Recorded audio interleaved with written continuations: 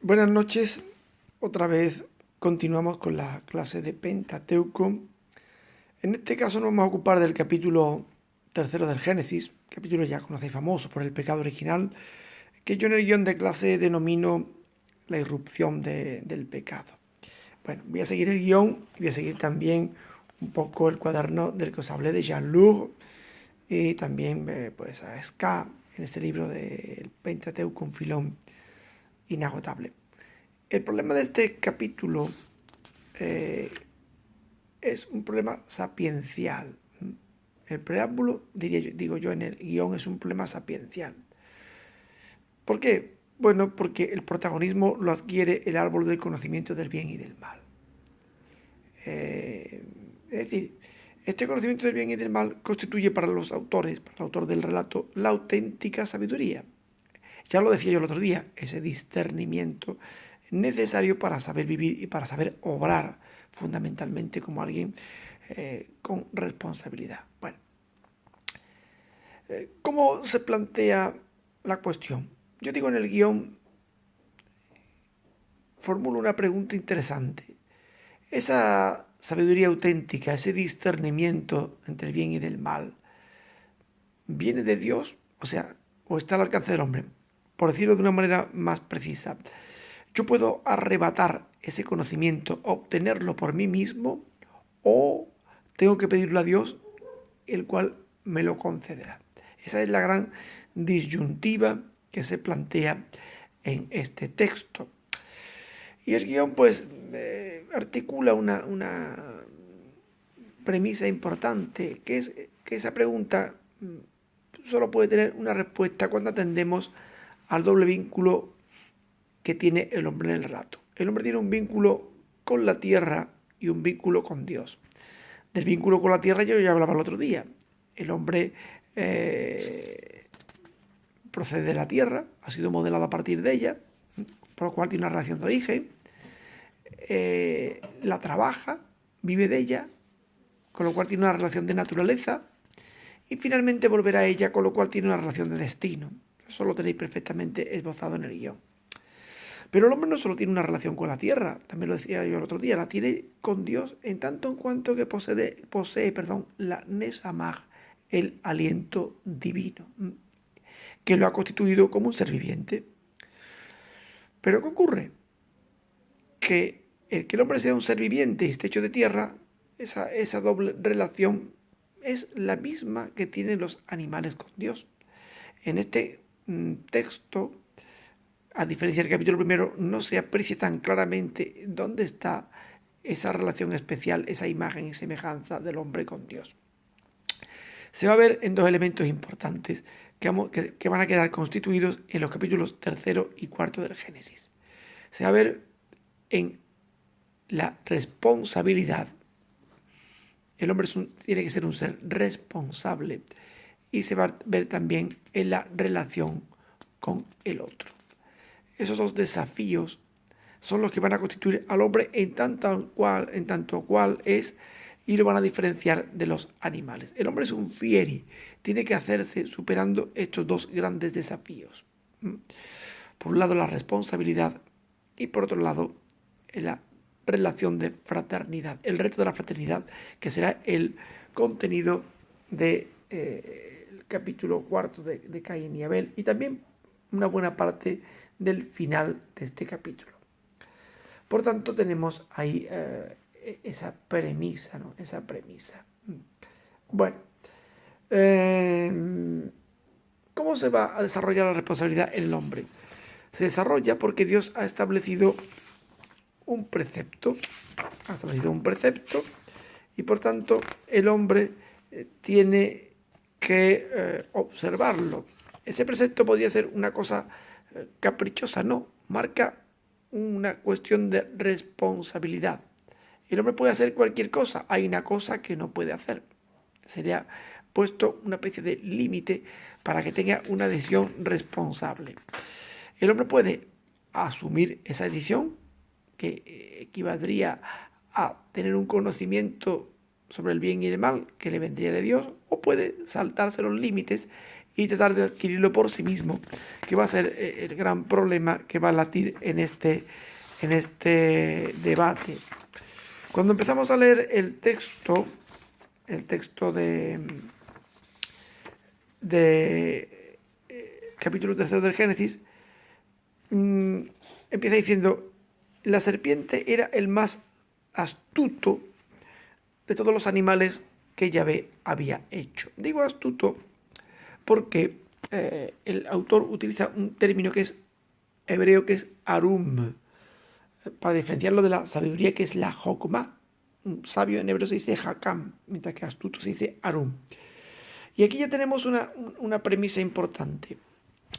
¿Qué diferencia hay entre la astucia y la sabiduría? Son dos elementos que requieren una perspicacia, ¿no? Una intelección. Pero la sabiduría es el conocimiento puro, el saber, el conocer algo. Mientras que la astucia es un conocimiento empleado para los propios fines, siempre de una manera no solo interesada, sino de una manera, diríamos, civilina, ladina. La astucia es lo que llamaríamos la gramática parda. Aquí hay una cosa muy curiosa, porque el autor hace un juego de palabras que no se puede apreciar en el texto español, en la traducción española, pero que se puede apreciar muy bien en el texto hebreo.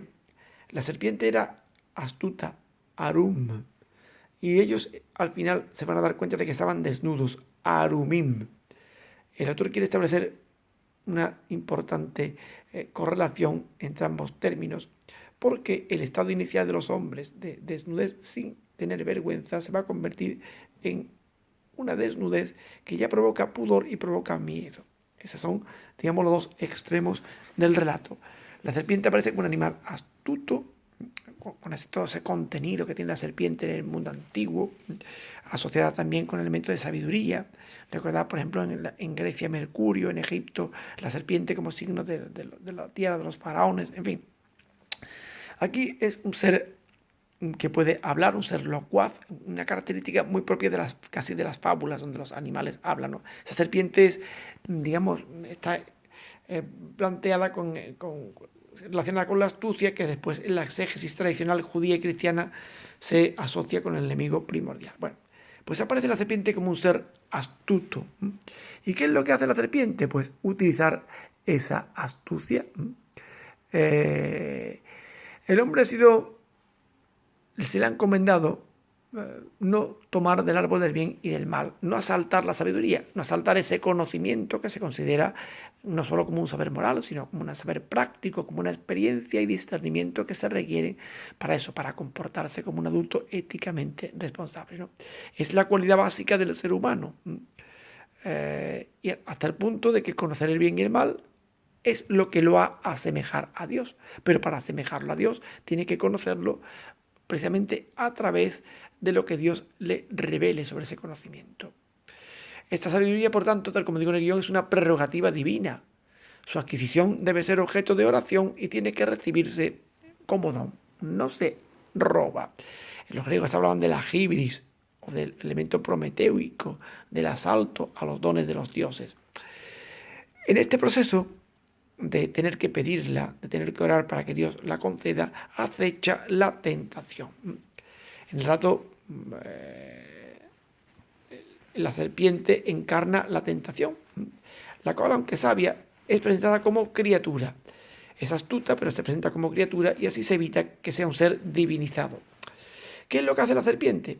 Pues manejar la astucia con una pregunta capciosa. Si leemos el texto, le dice la serpiente: ¿cómo es que Dios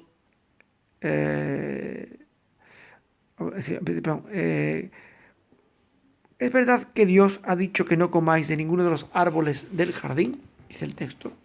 La serpiente es una pregunta intencionadamente falsa. Coge y absolutiza la prohibición. No puedes comer de ningún árbol del jardín. Dios no te deja en absoluto comer. No te deja margen de maniobra. La pregunta es falsa, pero tiene un objetivo muy concreto. Lo que pretende la serpiente es arrastrar a la mujer a su mundo de astucia. ¿Por qué? Porque si la serpiente ha preguntado una falsedad, ha usado una verdad a media, hay un refrán español que dice, del filo de una verdad se fabrica una mentira. Si la serpiente ha fraguado una verdad a media, la mujer también va a responder mintiendo. ¿Qué responde la mujer? Dice, del fruto de los árboles del jardín podemos comer, pero del fruto que está en medio del jardín, Elohim ha dicho, no comeréis de él y no lo tocaréis bajo pena de muerte. Es decir, si lo leemos atentamente, vemos que la mujer ha añadido otra pequeña mentira, no comer y no tocar. Dios no dice nada de no tocar. Es decir, entra en el juego del lenguaje de la serpiente. ¿No podéis comer de todos los árboles? No, solo de este, esperamos que no nos deja ni tocarlo. Sí, exagera también la prohibición y ha entrado en el juego. ¿Qué se pretende con este juego? Se pretende arrastrar a la mujer fuera de su relación con el Dios creador. Arrastrarla lejos del contexto de la fe en el que se había anunciado el mandamiento divino, lejos de esa relación de intimidad en la que yo me fío de alguien y hago lo que me dice porque me fío de él. Como nuestros hijos se fían, se fían de los padres y hacen lo que ellos les dicen. La arrastra del contexto, quiere arrastrarla fuera de esa relación de fe.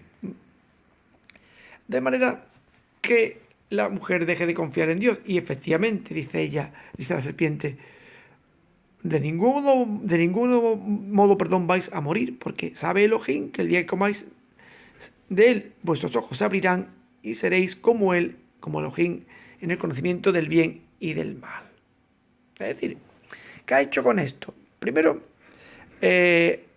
ha hecho que Dios se convierta a partir de este momento para la mujer en una tercera persona. Dios es un interlocutor, era el tú con el que el hombre y la mujer dialogan, pero ahora se convierte en una tercera persona, en un él del pensamiento y no ya en el yo de la fe o en el tú de la fe y de la alianza ofrecida al hombre. Dios es una tercera persona de la que se habla pero con la que no se habla. Es un fenómeno muy corriente en el mundo contemporáneo. Se habla mucho de Dios, pero con Dios se habla poco. Y eso es lo que la serpiente desea. ¿Qué dice la gente en la calle? Bueno, pues Dios debería ser así. Si Dios existe, ¿por qué pasan estas cosas? Quizás Dios tendría que hacer esto, tendría que hacer lo otro. Hay un debate constante sobre Dios, pero se habla poco con Dios. Eso es lo que la serpiente pretende. Arrastrar fuera del diálogo íntimo con Dios para convertirlo en un objeto de debate. De manera que la mujer acaba dejándose persuadir de que el hombre no puede crecer más que desobedeciendo, de que su vida en plenitud pasa por la negación, incluso, como dirían los machos de la sospecha, por la muerte de Dios. Es decir, Dios no es leal conmigo, Dios me está engañando, Dios me tiene bajo tutela para evitar que yo me emancipe y pueda ocupar su puesto. Yo puedo ser perfectamente mi propio Dios. Eso se ve claramente en la respuesta de la mujer. La mujer vio que el árbol era bueno para comer, cambia su perspectiva respecto al precepto, y que era una delicia para los ojos, y que el árbol era deseable para volverse inteligente. Es una gradación, va escalonado. Ve un árbol que porque no es malo, es bueno. Ve que es muy apetecible y ve que le va a permitir exactamente lo que la serpiente le ha dicho. Le va a permitir suplantar a Dios en su vida. Y no se lo piensa, sucumbe a la tentación y toma del fruto y además se lo da también a Adán. Fijaos bien que este relato es muy curioso, porque la protagonista es Eva. Normalmente siempre se tiene una connotación negativa al enjuiciar al hombre, hay que ver que se le echa la culpa a la mujer, que el hombre no hace nada, que la mujer tiene que cargar con la culpa. No, la mujer es la protagonista, posiblemente por múltiples motivos. Primero porque en la literatura sapiencial la mujer ocupa una doble perspectiva, desde por un lado encarnar la sabiduría, hasta otro encarnar un peligro, como la mujer extranjera, la mujer seductora, la mujer que extravía, la mujer que lleva a los ídolos, a diferencia de la mujer sabia que guía al pueblo, o de la encarnación de la sabiduría. La mujer es la protagonista en el relato, también porque puede ser una encarnación del pueblo, que siempre se vio como el pueblo desposado con Yahvé, ¿no? De hecho, ella es la auténtica protagonista, mientras que Adán parece más un ente pasivo, Parece, como diríamos, casi un calzonazo, que hace lo que su mujer le dice exactamente. Toma y come. ¿Qué ocurre cuando comen los dos? Pues ocurre el efecto contrario. Las palabras de la serpiente resultan proféticas. Les ha engañado con la verdad. Se les abren los ojos y la sabiduría que adquieren es la constatación de su desnudez. Claro, se dan cuenta. Arum, astuta, arumín, desnudos. ¿Qué se dan cuenta? Se dan cuenta de la verdad. Efectivamente se les han abierto los ojos, pero comprenden que ellos no pueden ser Dios. Que no lo van a conseguir nunca. De manera que se ven no solo dotados de las perfecciones divinas, dotados de esa sabiduría especial, sino que se ven vulnerables el uno ante el otro y ya no sienten confianza. Lo primero que hacen es cubrirse para proteger sus flancos vulnerables, pero lo hacen muy mal, lo hacen con un material que es inapropiado para cubrirse, lo hacen con las famosas hojas de higuera, y a mí el autor recalca que ni siquiera saben cubrir su vulnerabilidad, lo hacen de la manera que más o menos pueden. Y entonces, pues aparece no lo inesperado, sino lo esperado, porque la relación con Yahvé era tan cercana que Yahvé va y viene por el jardín a la brisa de la tarde y escuchan su voz, el ruido de Yahvé que va viniendo, el ruido de la voz, de esa intimidad que habitualmente tenían. ¿Y qué es lo que hacen? En lugar de vivir en esa intimidad, corren a esconderse y se esconden, pues eso, en medio de los árboles del jardín.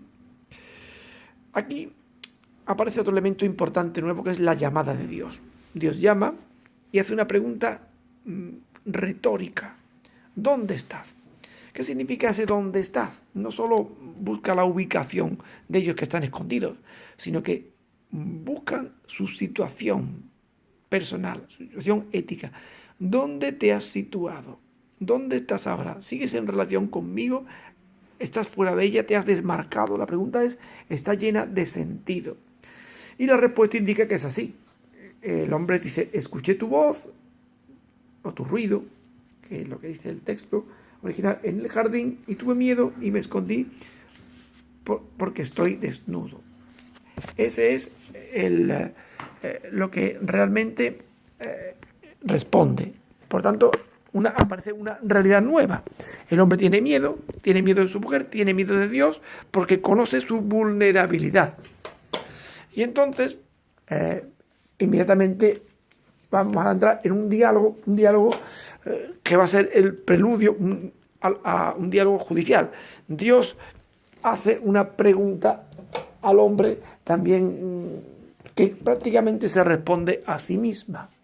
¿Quién te ha hecho saber, que es lo que dice el verbo hebreo, quién te ha hecho saber, traducimos en español, quién te ha informado de que estabas desnudo? Solo hay un motivo para que lo supieras. ¿Acaso has comido del árbol del que te prohibí comer? Dice el texto, porque solo cabe esa opción y Yahvé lo sabe. No cabe otra opción que hayan comido de ese texto, de ese árbol. Claro, el hombre se ve cazado en su propia trampa y no tiene más remedio que, en principio, reconocer la verdad. Pero lo va a reconocer de una manera muy curiosa. El hombre podía haber roto la cadena de pecado diciendo, bueno, pues es verdad, lo he hecho mal, he obrado mal en tu presencia, yo no quería que esto ocurriera así, finalmente ha pasado, no debería, en fin, el hombre podía haber roto, haberse culpado a sí mismo y haber asumido así las consecuencias de sus actos. Pero no hace tal cosa. ¿Qué es lo que hace? Pues va y dice, la mujer que me diste me dio del árbol y comí.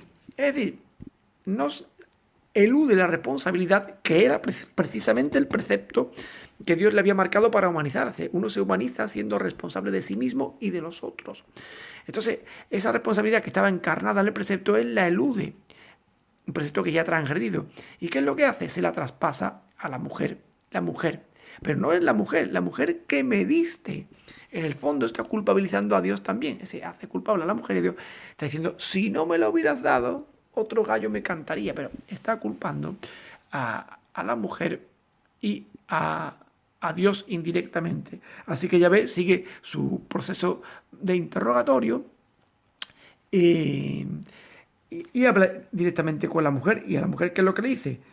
La mujer dice, bueno, ¿qué has hecho? La serpiente me engañó y comí. También le echa la culpa al tentador. No, mira, era tan irresistible que yo realmente no pude, no pude sino caer en ella. Y efectivamente, también escurre el bulto. La mujer podría haber dicho, pues mira, pues sí, tuve la culpa, yo lo hice, además he engatusado a este, tal, y el hombre puede asumir su pecado para reconciliarse con Dios, pero aquí no lo asume nadie, aquí todo el mundo elude la responsabilidad, y, que era precisamente la medida, el fielato en el que el hombre se humaniza.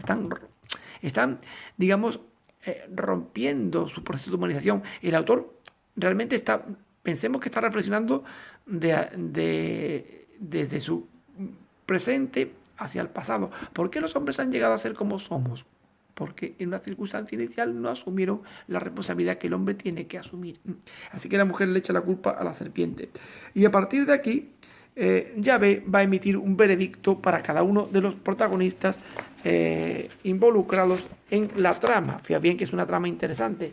Si lo viéramos desde el punto de vista narrativo, una trama con pocos personajes. Está el hombre, la mujer, la serpiente que aparece al principio y reaparecerá al final, y Yahvé, que en este caso pues hace el interlocutor más un narrador omnisciente. Los personajes, pues la principal ya he dicho que es Eva, y el hombre solo adquiere un poco de protagonismo en el interrogatorio que Yahvé le hace. Ahora Yahvé empieza a pronunciar un veredicto.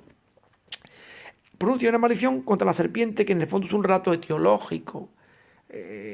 Eso de arrastrarse sobre el viento y comer polvo era la concepción popular que ellos tenían de lo que hacía la serpiente. La veían con la lengua por la tierra, que en realidad estaba oliendo, pero eso no lo sabían ellos. Así que ven que ese arrastrarse y ese pasar la lengua por el suelo era para ellos fruto de una maldición, precisamente también por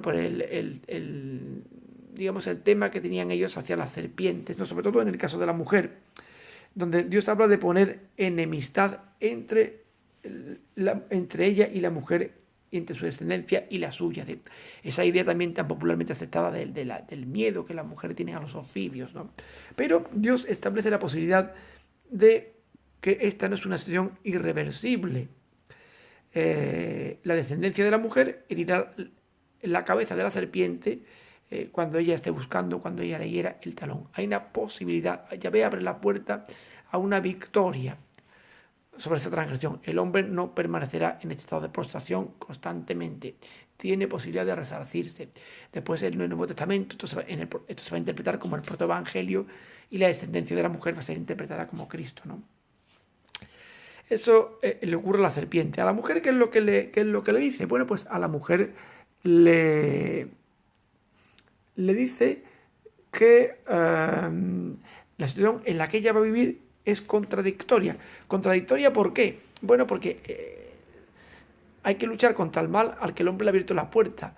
La mujer, primero, da a luz, da la vida, va a ser la transmisora de la vida, pero lo va a hacer con grave riesgo, con dolor y con grave riesgo de la suya. Es una paradoja. La mujer va a dar vida, pero lo va a hacer de una manera en la que ella arriesga su propia vida, y además lo hace de una forma dolorosa.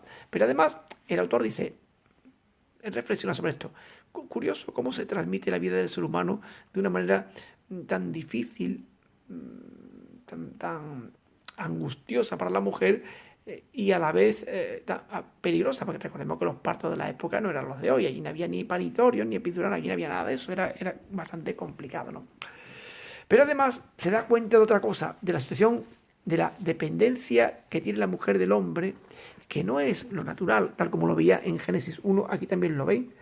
Dice el texto dice, a ver, lo leamos, multiplicaré tus dolores y tus embarazos, le hemos dicho ya, parirás a tus hijos con dolor, y hacia tu marido irá tu deseo, y él dominará sobre ti. Ve una paradoja importante.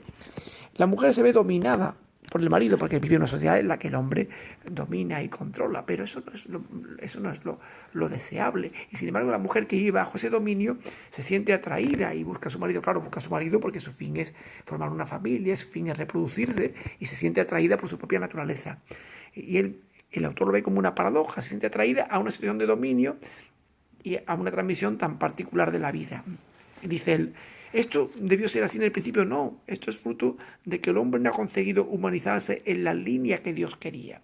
Y por eso estas cosas funcionan y ocurren así. Bueno, después se dirige directamente al hombre y le acusa de haber escuchado la voz de su mujer. Fijaos bien que él estaba hablando el rato de escuchar la voz de Yahvé en el jardín, que era la que oían ellos. Escuchar la voz significa obedecer. Dios ha dado un precepto que el hombre no ha obedecido, bueno, la mujer tampoco. El no obedecer, el hombre a Dios ha supuesto obedecer a la mujer, que a su vez ha obedecido a la serpiente. Por haber cambiado el sentido de la obediencia, por haber sido negligente en la responsabilidad, el hombre tendrá que trabajar la tierra, pero que será para él maldita. No será una tierra de bendición, no volverá a ser el paraíso nunca más. Dará espinas, cardos y comerá hierba del campo. Sí, el que está viendo los autores aquí, el trabajo fatigoso del hombre para comer, muchas veces ingrato, luchando con la naturaleza, que le da malas hierbas, que le da abrojo, que tiene que limpiar la tierra constantemente, que tiene que sudar tremendamente. Con el sudor de tu rostro comerás el pan. Es decir, un hombre que vive esforzado en una lucha fatigosa con la naturaleza, que no parece propia de la condición humana original. Él está diciendo, ¿cómo es posible esto? Pues es posible porque el hombre no ha asumido esa vía responsable que Dios le daba para una humanización ideal. Y viene el final, hasta que vuelvas a la tierra, porque de ella has sido sacado en la relación de destino. El hombre está destinado a volver a la tierra. Eres polvo y al polvo volverás. Parece que la vida del hombre está abocada a la muerte. Pero, el versículo final, el versículo 20 nos dice, y Adán le puso a su mujer el nombre de Eva, porque ella es la madre de todos los vivientes. Fíjate qué curioso. La sentencia era que tenían que morir en cuanto comieran del árbol, pero la muerte no va a ser inmediata. Muere con eso se dilata, tiene una vida y además puede prolongar la vida en su descendencia. Dios no ejecuta siempre una sentencia taxativa, siempre de vía abierta. Y además, máxime que esa descendencia va a ser la que va a permitir que un descendiente, su descendencia, pueda vencer la tentación y a la serpiente. Termina el texto, bueno, no termina realmente, sino termina el diálogo con estos dos, con el versículo 21, en el que Adán decide deshacer otro poco más el entuerto y vestir correctamente que Dios decide deshacer el entuerto y vestir correctamente a la pareja primordial que se había cubierto con elementos impropios y decide hacerle unas túnicas de piel para que su debilidad quede mucho mejor cubierta desde ahora. Dios incluso tiene que deshacer el entuerto y darles los medios más adecuados para cubrir su vulnerabilidad. El texto termina con la reflexión de los dos últimos versículos, el 22 y el 23, en el que tenemos una reflexión enigmática. Y Yahvé Elohim dijo, he aquí que el Adán se ha convertido como uno de nosotros en el conocimiento de lo bueno y de lo malo. Y ahora tengo miedo que alargue su mano y tome también del árbol de la vida y coma y viva para siempre. Efectivamente, el hombre ha llegado a conocer, a discernir el bien y el mal tristemente. Pero la vida del hombre, el hombre no puede arrebatar la vida definitiva, no puede acercarse al árbol de la vida, que también, igual que el árbol del conocimiento del bien y del mal, es un don divino. En las circunstancias en las que el hombre la ha arrebatado, no puede conseguir de ninguna de las maneras la vida definitiva, que en esas circunstancias sería una vida completamente inauténtica, igual que es inauténtico su conocimiento del bien y del mal. La ha conocido tristemente, conoce, sabe quién es, sabe su vulnerabilidad, sabe su inclinación al mal, pero en esas circunstancias el hombre no puede acceder a la vida, solo puede acceder a la vida a través de Dios, de manera que ese árbol que en el principio apareció en el relato y después desapareció de repente, el árbol de la vida, pues es vetado por Dios para el hombre. ¿Qué es lo que hace? Pues que hace salir al hombre del jardín, que lo perderá para siempre, para que se dedique a lo que le había encomendado en el capítulo primero, a trabajar la tierra. Y además pone una vigilancia en el Edén, los famosos querubines, que ya sabéis que eran esos seres alados que arrancaban de los lados del arca de la alianza, y que ya lo explicaremos más adelante, eran los que entronizaban a Yahvé. Y también ponen la llama de la espada, que también es signo de la presencia divina. Los querubines y la llama son signos de la presencia divina para guardar el camino al árbol de la vida. Es decir, que si yo quiero acceder al árbol de la vida, tengo que acceder necesariamente a través de Dios. No hay otra posibilidad. Igual que yo puedo arrebatar una cierta sabiduría a través de la astucia, igual que puedo suplantar a Dios en la sabiduría, aunque sea para mi propio daño y para mi propia tragedia, la vida definitiva no puedo conseguirla al margen de Dios. Los elementos que representan a Dios, la llama y los querubines, indican que el paso a la vida definitiva solamente a través de Dios se consigue. El hombre de momento ha conseguido ir prolongando su existencia, pero Dios, a través de los hijos, pero Dios no deja al hombre a su suerte. Hay que flanquear esos querubines y esa llama, pero Dios irá desarrollando planes a lo largo de la Escritura para que el hombre sí que pueda acceder a esa vida a través de Dios, pero pueda acceder a esa vida definitiva e ir educándolo y transmitiendo una pedagogía que culminará en Cristo, donde el hombre pueda acceder a su vida definitiva. Bueno, pues ese es el comentario básico de este texto. Se pueden decir muchísimas cosas más, pero creo que con esto es suficiente para vosotros y que podréis realmente, pues, así tenerlo suficiente. Bueno, buen trabajo a todos y hasta la próxima.